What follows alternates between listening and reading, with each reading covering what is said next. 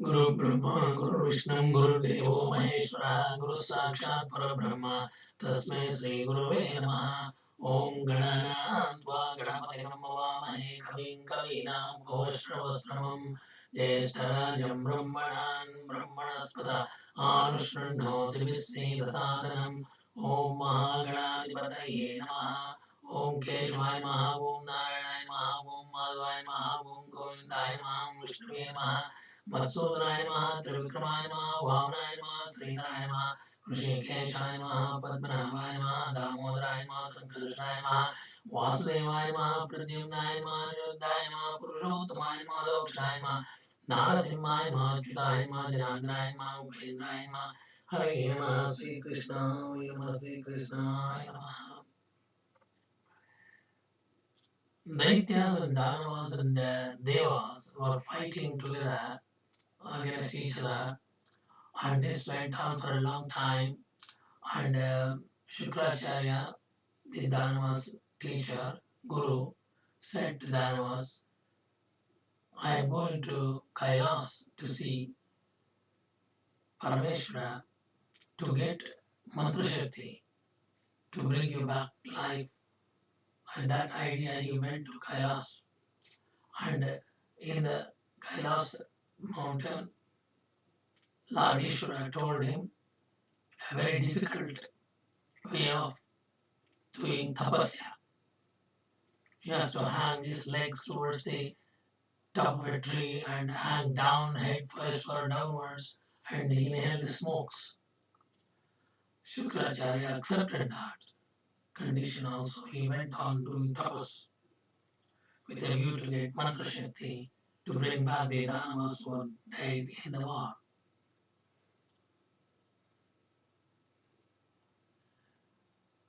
And Danavas went under the shelter with Shukracharya's mother house. So the Danavas were protected by Shukracharya's mother, Kavya. So they were very angry. The Indra and Vishnu were very angry upon Shukracharya's mother because he protecting the Danavas. So Indra suggested Vishnu to kill this lady. Otherwise we cannot kill Danavas. So Vishnu said, go get into my body. So Vishnu's body, the Indra went inside in Vishnu's body. And Vishnu remembered his Sudarsana Chakra. Suddenly it came, reappeared on the fingertip of the Lord Vishnu, and Lord Vishnu and Indra killed Shukracharya's mother, Kavya. Because of the death of the Shukracharya's mother, Shukracharya's father, Brigu Muni, became very angry.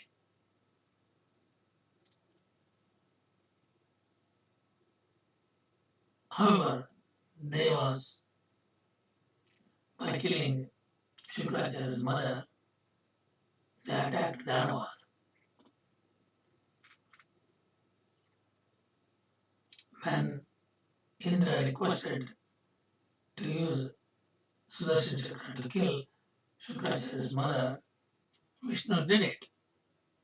So Indra and Vishnu became free from all troubles, but they began to fear that Brigu, Shukracharya's father, would curse them terribly and without fail.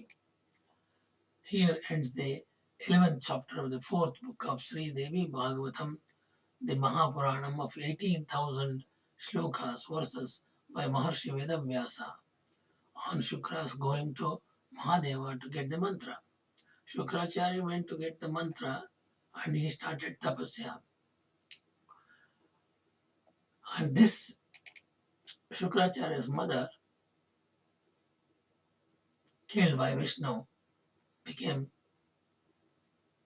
big problem for Shukracharya's father.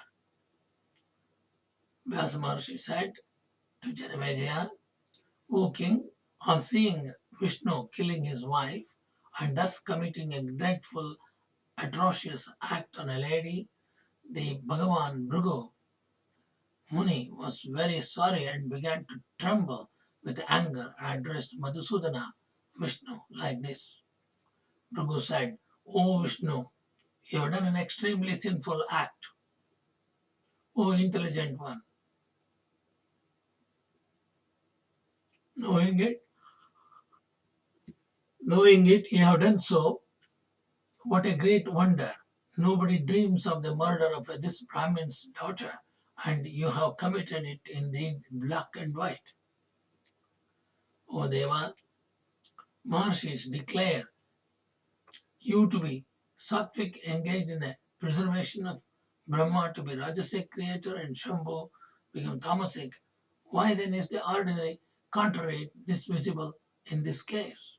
You being a sattvic, how can you do this, killing Shukracharya's mother? Why have you become tamasic? Why have you done this heinous crime? O Vishnu, the females are never to be killed. This is a known fact. Then why have you killed this woman without any fault? You have done a very execrable, very heinous act. What shall I do to you? It is meet that I would curse you. O great sinner, you have pained me very much and made me very sorry. I will not curse Indra. You always assume a deceitful appearance and behave like a black, cruel serpent. Your mind is all full of wickedness. I will curse you. O Janardana, those munis who call you sattvic are fools because you became tamasic. I have seen today that your ways are exceptionally vicious and tamasic. O Vishnu, I curse you now to take a frequent births, suffer very frequently in different wombs in the earth, and thus suffer the pains and remaining in the wombs of the mother.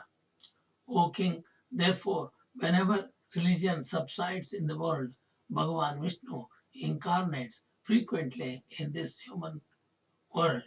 Due to the curse of Brigu, the king said, the king Janamejaya, listening to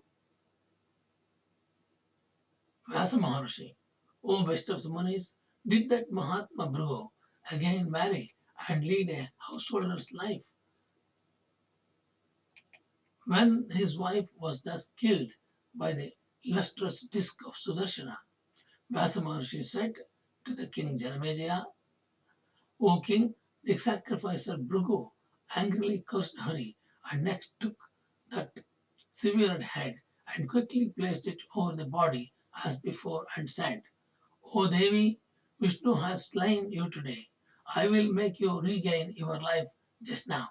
If I am acquainted with all the dharmas, and if I have practiced these in my life, and if I have spoken truth always, then dost thou regain your life by my religious merit. Let all devas witness my power and strength.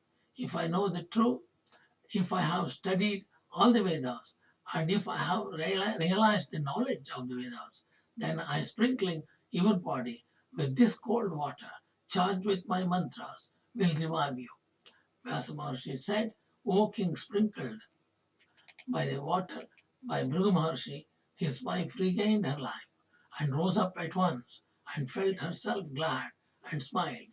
All the persons and living creatures, seeing her stand as if awoken from her sleep, at once exclaimed from all sides, well done, thanked Brigu Maharshi and his wife very much and highly praised them.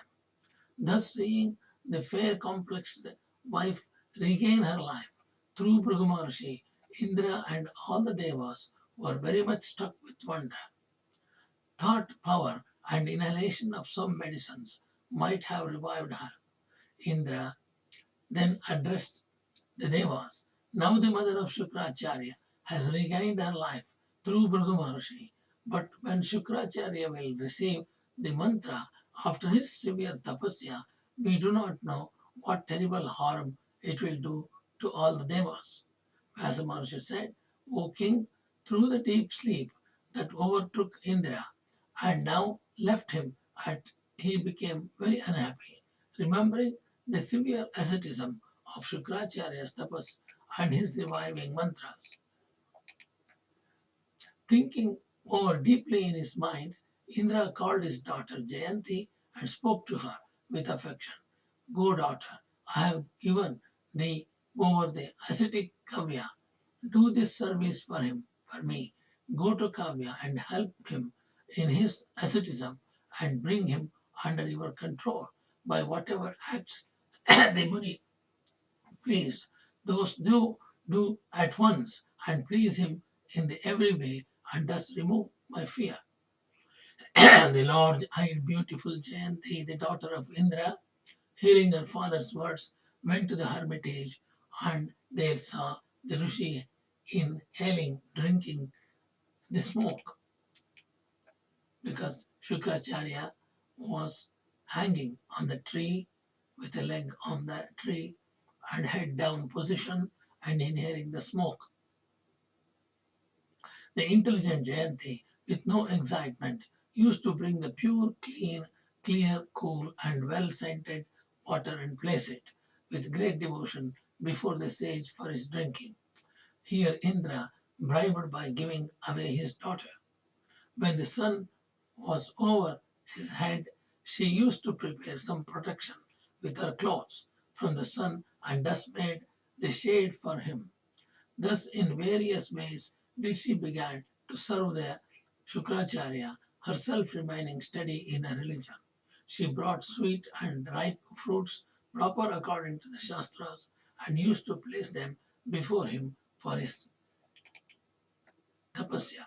In the performance of his daily duties, she used to collect the kusha grass of the span of the thumb and for forefinger and flowers, white and yellow, placed them before him. For the Shukracharya bedding to lie down and sleep, she used to gather soft green leaves, and with them she used to keep his bed ready. And when the Muni laid himself down, she used to fan him gently. Never did she exhibit, for fear of curse, any gesture or posture calculated to disturb his mind. The sweet-tongued thin lady used to praise Shukracharya in pleasing and favorable terms. When the, when the Shukracharya woke, she placed water before him to wash his face and hands. Thus serving the Shukracharya Muni, did she stay in the hermitage. The fear-stricken Indra used to send messengers to fathom the mind of that self-controlled Muni. Thus did Jayanti serve for good many years, the Shukracharya, being void of anger and observing duly her celibacy. In this way, 1000 years passed duly. The god Mahadeva was very pleased and addressed Shukracharya that he had come to give his boons, that what he desired. The god Mahadeva said, whatever there exists in the universe, whatever you see with your eyes, and whatever cannot be described in words, you will be the lord of all these and conquer of all.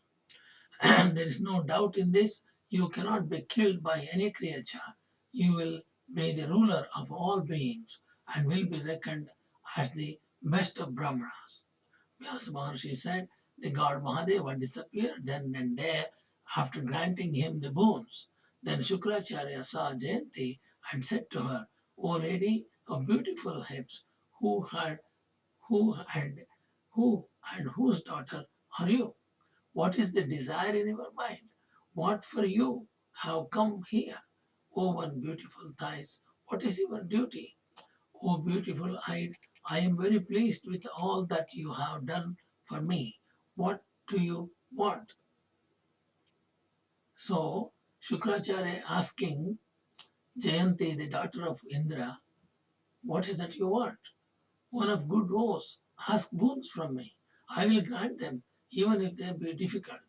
On hearing this, Jayanti's face became bright with joy. She said, "Whatever I desire, you know that already by force of your tapasya." The Kavya said, "Your mental desires, I know, still mention them yourself particularly. I will do good to you in any way you like. I am pleased with your services." Jayanti said, "O Brahmin, I am the daughter of Indra, and I am the younger of my brother Jayanta. I am the younger of my brother Jayanta. Father has given me over to you. Now I like to live with you. Kindly fulfill my desires now. O blessed one, you better take me and enjoy me according to Dharma. This is my desire." Shukracharya said, "O thou of large and handsome hips, better enjoy with me for 10 years according to your liking, without being visible to anybody." Vyasa Maharishi said, thus saying, Shukracharya went to his home and, according to religious observances, married Jayanti and lived with her for 10 years, under the shade of Maya and unobserved by anybody. On the other hand, the Daityas, hearing that Shukracharya returned home successfully getting his desired mantra, were very glad and went to his house to pay their respects to him. But Shukracharya was then living with Jayanti. Hence the Asuras could not see him. Then they got very much dejected, sorry, and were dropped in spirits. They searched for him again and again. Not being able to see Shukracharya, the teacher of Guru of Daityas, under the shade of Maya, the Daityas were very sorry and got afraid, and then returned to their own residences. On the other hand, Devas, knowing that Shukracharya was holding intercourses with Jayanti, Indra, the god of Devas, spoke to Devaguru. "Brihaspati, O Guru, advise us what to do under the present circumstances and relieve us from the impending difficulties." "O Brahmana, better go today to the Danavas and do that by which our honor may be maintained. You better put the Danavas under some charm by your magical spell and think and do good to us." On hearing Indra's request, words, and knowing that Shukracharya is now enjoying with Jayanti, Brihaspati went to the Danavas, putting on the appearance of Shukracharya. So, what Brihaspati, the guru of Devaguru, he went to Danavas, he acted like a Shukracharya. So, he disguised as a Shukracharya to Danavas, went to Danavas, putting on the appearance of Shukracharya. Going to the demons and Danavas, he called them very politely and sweetly. The Asuras said that Shukracharya had come in presence of them. The demons were very glad to see Shukracharya, but they don't know that Brihaspati is in disguise as Shukracharya, and bowed down before Shukracharya and could not make out that he was the false Shukracharya. Under the Maya charm of Brihaspati. Then the false Shukracharya asked the welfare and Daityas and said, "I went so long for your good. I performed severe tapasya and satisfied the god Mahadeva and acquired from him the mantra, the sacred knowledge mantra, and that I will frankly explain to you." On hearing this, the demons were very pleased, and knowing that Guru had been successful, were filled with joy. They saluted him with a joy and began to live quietly and freely without pains, having got rid of fear from the Devas. Here ends the 12th chapter of the 4th book of Sri Mad Devi Bhagavatham, the Mahapuranam of 18,000 verses, shlokas by Maharshi Veda Vyasa on Brigu's curse and a dialogue between Shukracharya and the Daityas.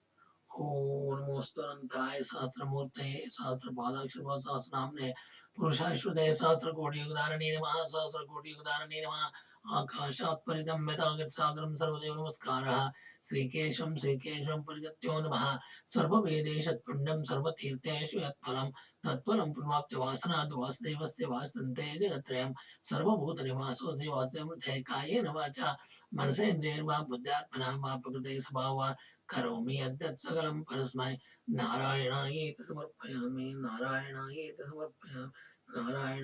समर्पयामि ओम शंभवे नमः विश्वेश्वराय महादेवाय त्रयंबकाय त्रिपुरांतकाय त्रिकाग्निकालाय कालाग्निरुद्राय नीलकंठाय मृत्युंजयाय सर्वेश्वराय सदाशिवाय श्रीमन्महादेवाय नमः हरि ओम.